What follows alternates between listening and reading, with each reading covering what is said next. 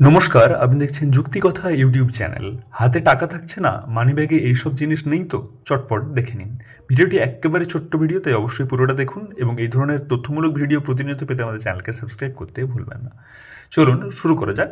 অনেক ব্যক্তি দেখেন রোজগার যতই হোক না কেন হাতে একটা টাকাও টিকতে চায় না।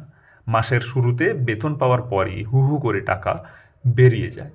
এত অস্বাভাবিক খরচ হয় যে কোনোভাবে সামাল দেওয়া যায় না। এমন পরিস্থিতিতে অনেক সময় সমস্যা তৈরি হতে পারে আপনার মানি ব্যাগে। অবাক লাগছে? বিষয়টা পরিষ্কার করা যাক।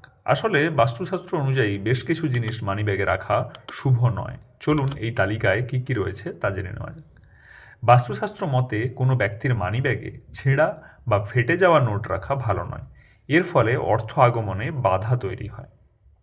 এছাড়া মানিব্যাগে পুরনো রসিদ রাখলে টাকা টেকে না। আমাদের প্রত্যেকেরই অভ্যেস রয়েছে যে পুরনো কিছু রসিদ মানিব্যাগের মধ্যে রাখা, কিন্তু এটি একেবারেই উচিত নয়।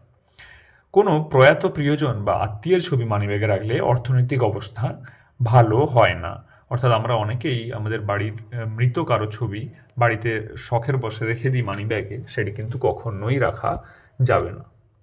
মানিব্যাগে কোনো ঠাকুরের ছবি রাখাও ভালো নয়। তার ফলে সম্পদ আগমনে বাধা ঘটে।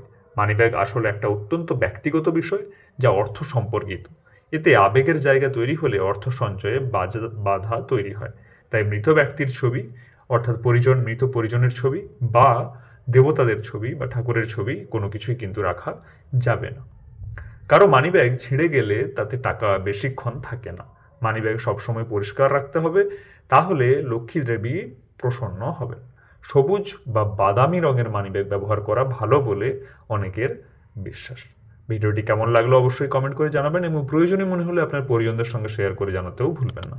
দেখা হচ্ছে পরের ভিডিওতে, ততক্ষণ পর্যন্ত ভালো থাকুন। ধন্যবাদ।